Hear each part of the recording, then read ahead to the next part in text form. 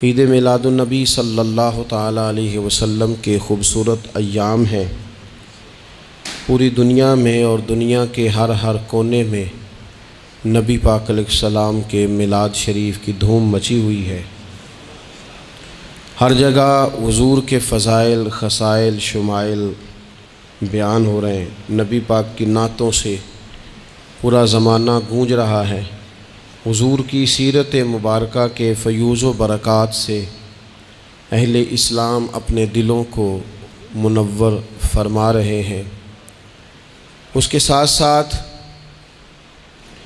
حضور علیہ السلام جو روشن، خوبصورت، چمکدار تعلیمات لے کے دنیا میں تشریف لائے، وقت جیسے جیسے گزر رہا ہے لوگ محسوس کر رہے ہیں کہ نجات اگر ہے تو اسی رستے میں ہے جو مدینے والے رسول نے عطا فرمایا ہے صلی اللہ تعالیٰ علیہ وسلم۔ چونکہ اللہ تبارک و تعالیٰ نے خود نبی پاک کے ذکر مقدس کو بلند فرمایا ہے، اس لیے بہت سارے ذرائع، بہت سارے اسباب بن گئے۔ پہلے محافل، مجالس، میلاد کے اجتماعات کا انعقاد ہوتا تھا، جلوس ہوتے تھے۔ اب یہ کہ بڑے بڑے ٹی وی چینل اور دنیا کے بڑے بڑے نشریاتی ادارے، آپ جس طرف بھی دیکھیں گے رسول پاک علیہ السلام کا تذکرہ کرتے نظر آئیں گے۔ بہت پہلے کہا تھا اعلیٰ حضرت نے کہ عرش پہ تازہ چھیڑ چھاڑ اور فرش پہ طرفہ دھوم دھام، کان جدھر بھی لگائیے تیری ہی داستان ہے۔ کان جدھر بھی لگائیے تیری ہی داستان ہے۔ ہر جگہ حضور کے ذکر پاک نے روشنی بکھیری ہوئی ہے۔ اللہ تعالیٰ نے جہاں نبی پاک علیہ السلام کو بڑی عظمتوں، شانوں، رفتوں اور بلندیوں سے نوازا، وہاں یہ بھی فرمایا کہ وما ارسلناک الا رحمۃ للعالمین، ہم نے اپنے محبوب علیہ السلام کو تمام جہانوں کے لیے رحمت بنا کر بھیجا ہے۔ نبی پاک صلی اللہ تعالیٰ علیہ وسلم کا وجود سراپا رحمت ہے۔ حضور کا بولنا بھی رحمت ہے، خاموش رہنا بھی رحمت ہے۔ نبی پاک علیہ السلام کا کسی کو کچھ عطا کرنا بھی رحمت ہے، اور کسی کو صبر کی تلقین کرنا یہ بھی رحمت ہے۔ حضور کسی کو خوش ہو کے دیکھ لیں تو یہ بھی کرم کی بات ہے، اور محبوب کریم علیہ السلام کبھی ناراض ہو جائیں تو اس کے بعد بھی جب حضور راضی ہوتے ہیں تو رحمت کی برکھا ہی برسا کرتی ہے۔ اور حضور علیہ السلام نے فرمایا ہے، میں نے اللہ کی بارگاہ میں یہ دعا کی ہے کہ مالک اگر میں کسی کو جھڑک دوں نا، کسی مسلمان مومن کو، تو مالک اسے بھی اتنا ثواب دینا جتنا تو فرض نماز کا ثواب عطا فرماتا۔ تو وجود سارے کا سارا حضور کا رحمت کاملہ ہے۔ نبی پاک کا مسجد نبوی شریف میں بیٹھ کر پیغام دین دینا بھی رحمت ہے، اور حضور اگر اسلحہ پہن کر بدر کے میدان میں آ جائیں، اللہ کے دین کو نافذ کرنے کے لیے دست مبارک میں تلوار اٹھا لیں تو یہ بھی کائنات کے لیے رحمت ہے، یہ بھی فضل ہے۔ کیوں؟ اس لیے کہ اگر جڑی بوٹیاں کاٹی نہ جائیں تو اصل فصل کا نقصان کر جاتی ہیں۔ اس لیے ضروری ہوتا ہے کہ ایسی چیزوں کو تلف کر دیا جائے جو انسانیت کے لیے نقصان کا باعث۔ اللہ تعالیٰ نے نبی پاک علیہ السلام کے وجود کو سراپا رحمت بنایا۔ بدقسمتی یہ ہوئی کہ دور جب بدلا نا اور لوگ اپنی ضروریات زندگی کمانے کے لیے میدان میں آئے، تو وہ اس طرح کی کچھ دوڑ میں ہم سب لوگ شامل ہو گئے کہ ایک مخصوص سی مادہ پرستی، ایک مخصوص سا مزاج، دولت کی اینک سے ہر چیز کو دیکھنے کا، تو ڈھیر سارا کچھ شخص اچھا ہے، اس میں بہت بڑی تعداد میں بھلائیاں پائی جاتی ہیں، اتنی زیادہ بھلائیاں کسی میں پائی جاتی ہیں، اتنا پیارا آدمی ہے، اتنا شستہ اس کا مزاج ہے، لیکن ہم جب کسی سے ملتے ہیں تو ہم یہ دیکھتے ہیں کہ اس کی ساری اچھائیاں اپنی جگہ پر پتہ چلے نا کہ وہ ہمیں کیا دے سکتا ہے، ہمارے کس کام آ سکتا ہے، ہمارے لیے کتنا نفع بخش ہو سکتا ہے، ہمارے لیے کتنا سود مند. یعنی وہ مزاجوں میں جو خاص نرمی ہونی چاہیے تھی، اور جو حضور نے فرمایا کہ تم میں سے بہتر وہ ہے جو لوگوں کے لیے نفع مند ہے، وہ والا مزاج نہیں بلکہ کچھ لینے کا. تو حضور علیہ الصلاۃ والسلام کو اللہ تعالیٰ نے رحمت بنا کر بھیجا.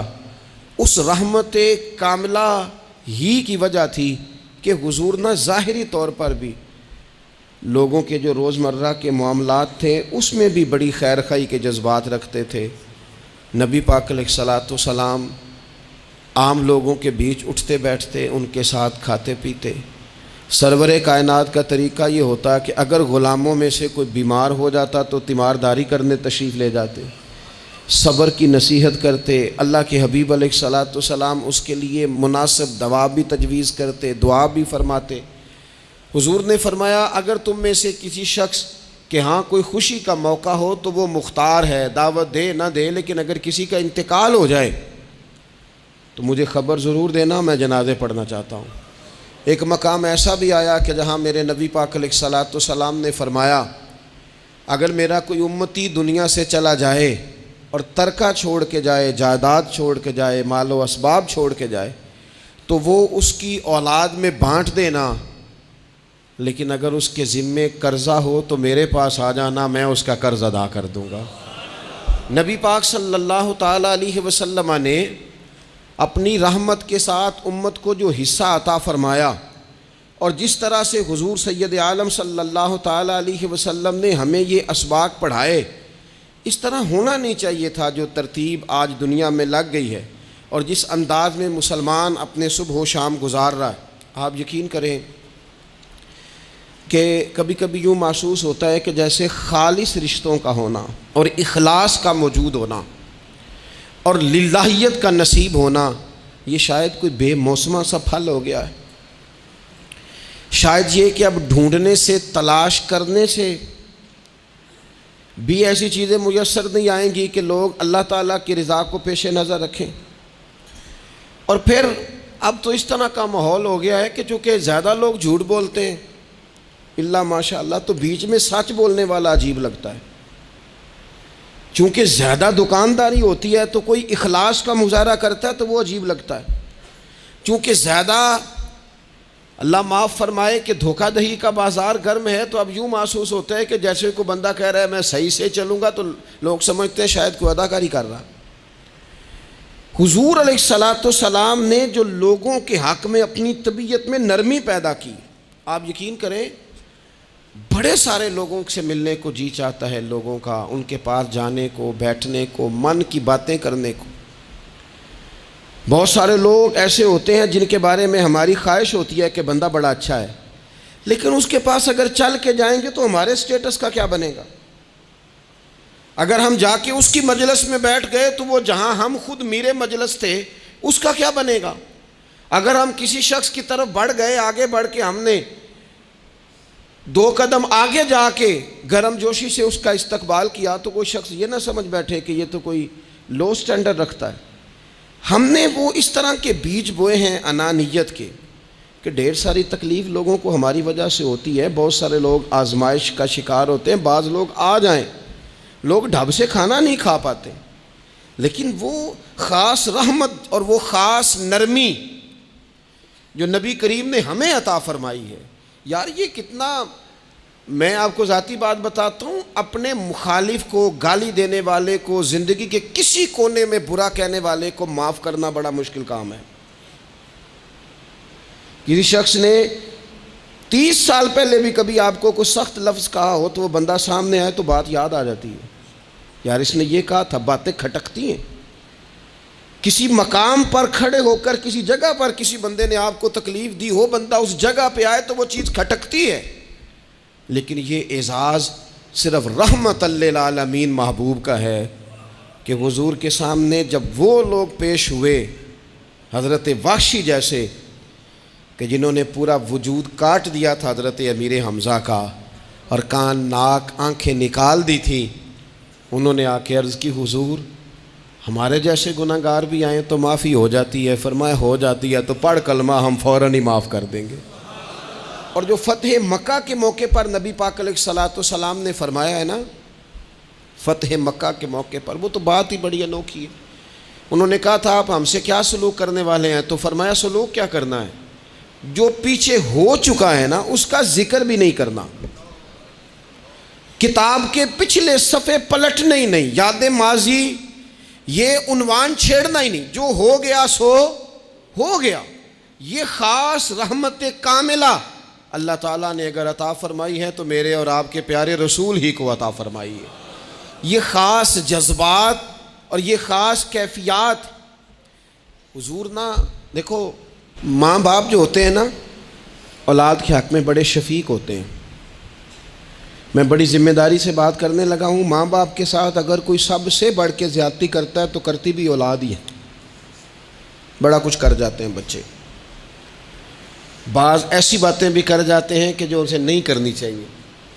لیکن کہو نا والد صاحب سے کنارہ کر دیں بچے سے، جس کے 9 بیٹے بھی ہیں اسے بھی کہو نا کہ تو کر ذرا کنارہ کر کے دکھا، نہیں کر سکتا. وہ شفقت پدری جو رب نے اس کے سینے میں رکھ دیا وہ کیسے نکالے گا؟ 20 دفعہ غصہ آیا تو اس نے پلان کیا کہ آج کے بعد نہیں، ختم. اب میں نے بتانا ہے اس کو کہ کس طرح کوئی کسی کے ساتھ زیادتی کرتا ہے، لیکن 1 گھنٹہ بھی نہیں تیرا گزرا، کیونکہ شفقت پدری ہے. خدا را یہ میرا اور آپ کا سب کا معاملہ، اس کو سمجھیے گا. شفقت پدری اگر مرشد ہو نا، کبھی مرشد کریم، تو پرخشیں اڑا دینے والوں کو بھی سینے سے لگانے کا حوصلہ رکھتا ہے، چونکہ وہ شیخ جو ہے اس کا دل جو بڑا ہے.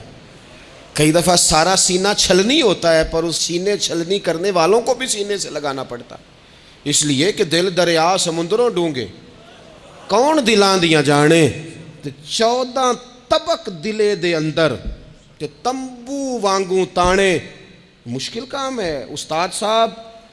وہ مطلب ہم نے یہ دیکھا ہے کہ بچے کو اٹھانے کے لیے والد آ گئے کہ نہیں جی نہیں ہم نے نہیں پڑھانا، تو استاد صاحب کہنے نے میں بڑی محنت کی تھی جی ہم تے چل گیا ہے 6 مہینے ویکھو تے صحیح، میں نے بڑی مشقت کی ہے، یہ راہ میں نہ اسے لے جاؤ. میں نے تو کئی ناشتے نہیں کیے کہ کلاس میں پہنچنا تھا. کئی دفعہ میں نے کھانا چھوڑ دیا کہ مجھے دیر ہو گئی تھی. نہ لے کے نہ جاؤ، میری مشقت ہے. یہ میں آپ کو وہ والی مثالیں دے رہا ہوں جو صرف میرے اور آپ کے عقل کے قریب ہیں. جب تیری 20 غلطیوں سمیت تیرا والد، تیری ماں، تیرے مرشد، تیرے استاد، تیرے بزرگ، تیرا بڑا بھائی تجھے قبول کر لیتے ہیں نا، تو بس سمجھ لے یہ جتنا بھی پیار کرتے ہیں یہ سارا ایک قطرہ ہے، اور محبوب جو محبت کرتے ہیں اس میں سارے دریا سما جایا کرتے ہیں. رسول پاک جو پیار کرتے ہیں نا، نبی کریم جو محبت کرتے ہیں، حضور، اور حضور کو سب سے زیادہ غم کیا رہتا تھا؟ روزی روٹی کا نہیں، اس کا بھی بندوبست کیا، تعلیم و تعلم کا بھی بندوبست کیا. حضور کا سب سے بڑا احساس یہ تھا کہ میری امت دوزخ سے بچ جائے، یہ جنت میں جائے، گمراہ عقائد سے باہر آئے، راہ حق انہیں نصیب ہو. اس کے لیے نبی پاک جد و جہد کرتے. حضور کو روڑے مارنے والے، پتھر مارنے والے، کانٹے بچھانے والے، گردن پہ اوجڑیاں رکھنے والے رات کو سکون سے سو جاتے، اور نبی پاک انہی لوگوں کے لیے رات کو ہاتھ اٹھا کے ہدایت کی دعائیں کرتے رہتے. وہ روڑے مار کے سو گئے جا کے، اور جس نے روڑے مارے وہ نبیوں میں رحمت لقب پانے والا، مرادیں غریبوں کی بر لانے والا. اور کسی نے کہا تھا لے کے پہلو میں غم امت نادار آئے، لے کے پہلو میں غم امت نادار آئے. وہ دیکھو امتی امتی کہتے ہوئے سرکار آئے. وہ دیکھو نا، امتی امتی کہتے ہوئے لے کے پہلو میں غم امت نادار آئے. حضور کے پہلو میں غم ہے امت. یا اللہ مہربانی فرما، یا اللہ مہربانی فرما. اور صبح قیامت بھی ہم سب لوگ نا لائق لوگوں سے اپنا تعلق بناتے ہیں. میں نے دیکھا ہے کہ ساری زندگی کا رشتہ ہے. وہ کسی نے کہا تھا کہ کوئی بندہ مجھے ایسا چاہیے کہ میں اس سے جھوٹ بھی بولوں تو وہ مجھ سے سچ بولے. کچھ لوگ ایسے چاہیے ہوتے ہیں نا زندگی میں کہ وہ طوعاً و کرہاً ساتھ ہی رہے، لیکن یہ ہوتا نہیں، مشکل کام ہے. لوگ کہتے ہیں اگر لائق ہے تو میرا ہے، نالائق ہے تو پھر میرا. بنتے نہیں. یقین کریں آپ سے زندگی میں کوئی خطا ہو گئی کو آپ کا بننے کو تیار نہیں ہوتا، کہتا میرا نہیں تعلق بھائی، میں اس کے لین دین کا بالکل ذمہ دار نہیں، میرا اس کا کوئی رشتہ نہیں، تو جان یہ جان، کاٹ دیا. اور اگر گناہ ہو گیا، غلطی ہو گئی، انسان سے ہو جاتی ہے. اپنی ساری غلطیوں سمیت اپنے آپ سے پیار ہے اور دوسرے سے ایک ہو جائے تو. لیکن کچھ لوگ ایسے ہوتے ہیں، حضور غوث پاک کے مدرسے کے اساتذہ نے کہا تھا حضور سبق بانٹنے ہیں، پیریڈ لگانے ہیں، آپ کو کون سی کتاب دے دیں، فقہ، اصول، تفسیر، حدیث کیا پڑھائیں گے؟ تو آپ فرمانے لگے نہیں، تم مجھے سبق نہ کوئی دو، تم اس طرح کی تقسیم کرو کہ لائق بچے سارے تم رکھ لو، نالائق سارے مجھے دے دو. حضور علیہ السلام نے فرمایا قیامت کے دن جو بڑے بڑے گناہ گار ہوں گے نا، بڑے بڑے، وہ میری چادر کے نیچے چھپے ہوئے ہوں گے. چور حاکم سے چھپا کرتے ہیں یا اس کے سوا، تیرے دامن میں چھپے چور انوکھا تیرا. اور حضور ہمارے وکیل نہیں، حضور ہمارے شفیع ہیں. حضور ہماری وکالت نہیں کریں گے، حضور ہماری شفاعت کریں گے. وکیل وہ ہوتا ہے جو کٹہرے میں کھڑا ہو کے جج صاحب سے کہتا ہے اس نے کوئی جرم نہیں کیا، بلا وجہ الزام لگایا گیا ہے، اس نے کوئی خطا نہیں کی، یہ ذاتی اناد پال رہے ہیں، یہ بندہ ہی بڑا اچھا ہے، یہ تو تھا ہی نہیں موقع پہ، اس نے تو کیا ہی کچھ نہیں، وکالت کرتا ہے اسے معاف کر دو. یہ وکیل ہوتا ہے.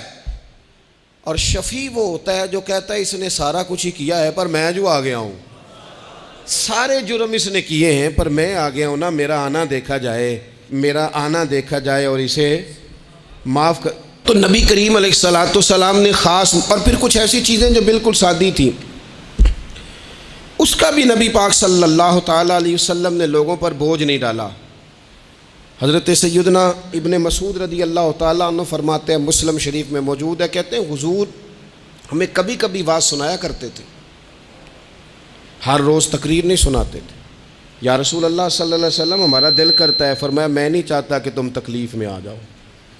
حضور فرماتے ہیں میں لمبی نماز پڑھانا چاہتا ہوں، پیچھے سے کوئی بچہ رو پڑتا ہے، میں اللہ کی نماز مختصر کر دیتا ہوں. نبی پاک صلی اللہ تعالیٰ علیہ وآلہ وسلم کی عادت مبارکہ تھی. حضور سواری پہ چل رہے ہوتے تھے تو کوئی غلام ساتھ چلنا چاہتا تھا تو فرماتے تھے میرے ساتھ آ کے سواری پہ بیٹھ جا.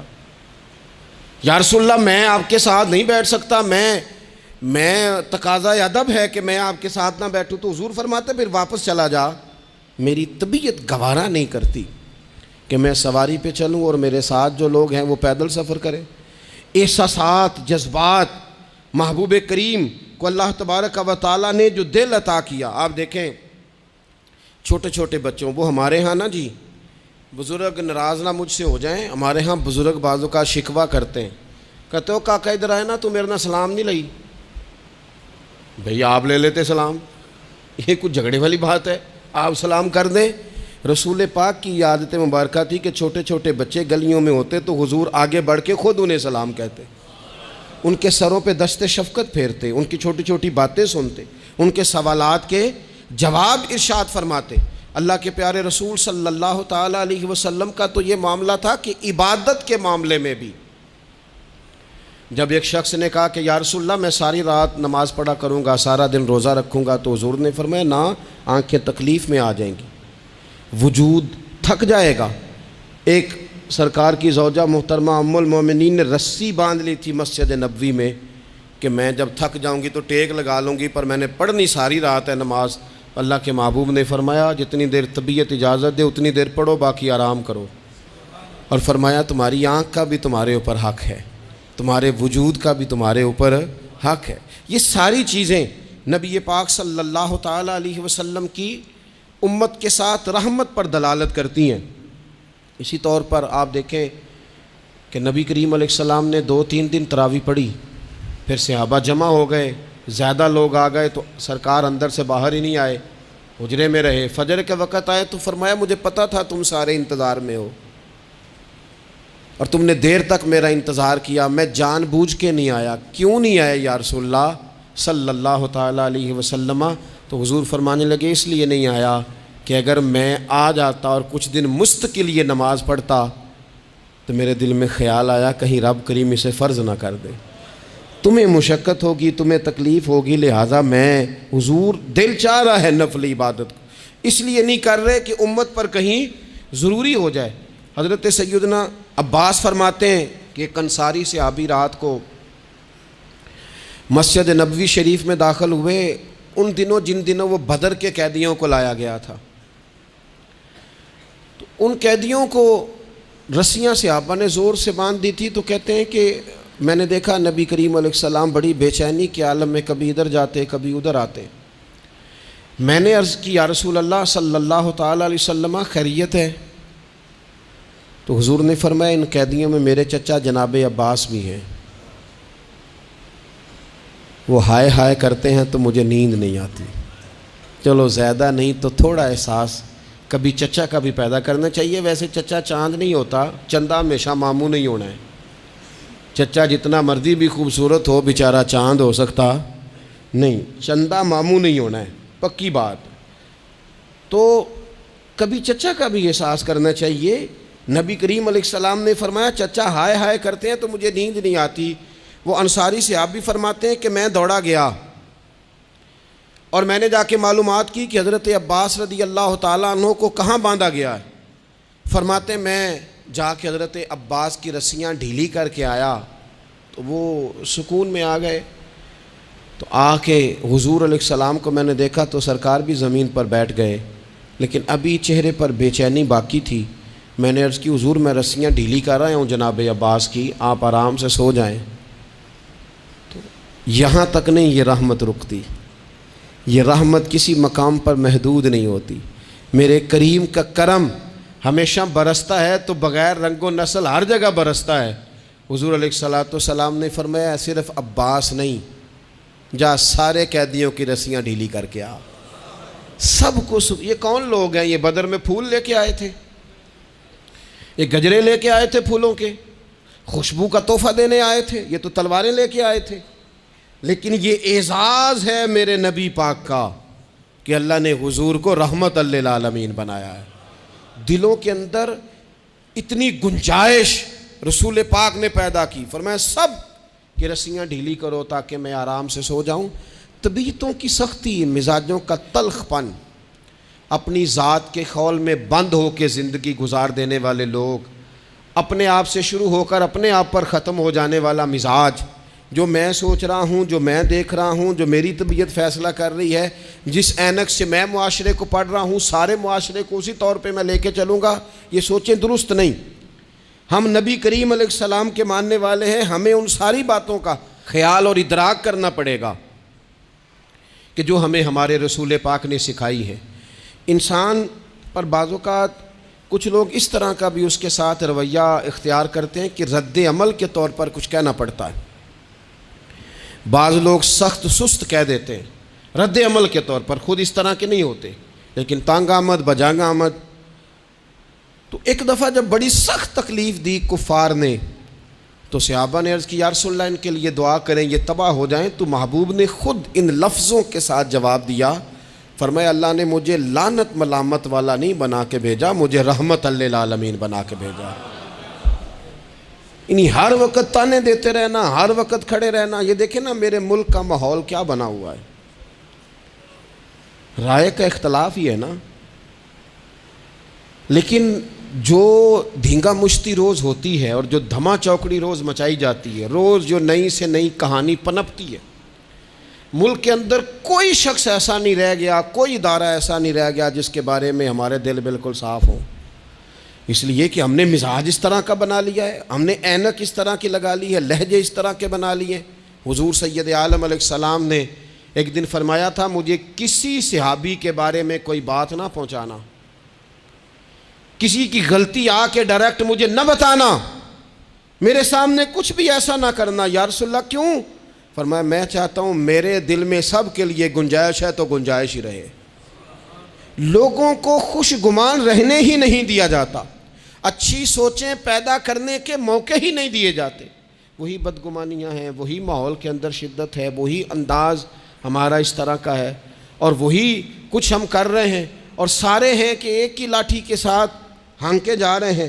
خدا را چیزوں کو دیکھیں اور غور کریں کہ ہم نبی پاک صاحب الاولاق سید عالم صلی اللہ تعالیٰ علیہ وسلم کے ماننے والے ہیں. پھر ایک اور بات، حضور کی رحمت چونکہ کامل ہے تو حضور علیہ السلام کا ایک طریقہ ہے.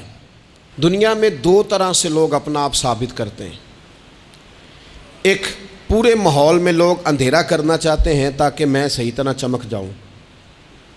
وہ پھر بتاتے ہیں کہ اس وقت دنیا میں کوئی آدمی بھی میرے سوا ٹھیک نہیں ہے. کسی کا بھی تذکرہ ان کے سامنے کیا جائے تو ایک دو چار کمزوریاں اس کی وہ بتا دیتے ہیں، کیونکہ وہ فل اندھیرا کرنا چاہتے ہیں اور سمجھتے یہ ہیں کہ جب میں اندھیرا کروں گا تو پھر میں زیادہ چمک جاؤں گا. اس لیے باقاعدہ منصوبہ بندی کی جاتی ہے اور باقاعدہ لوگ بٹھائے جاتے ہیں اور کردار کشی کرنا ایک پورا ماحول بنا دیا گیا، اور کوئی بھی شخص اس سے مبرہ نہیں، وہ دینی تعارف رکھتا ہو یا دنیاوی تعارف رکھتا ہو، سیاسی سماجی معاشرے میں کوئی مقام رکھتا ہو یا سیاسی قد کاٹ سے اس کا تعارف ہو.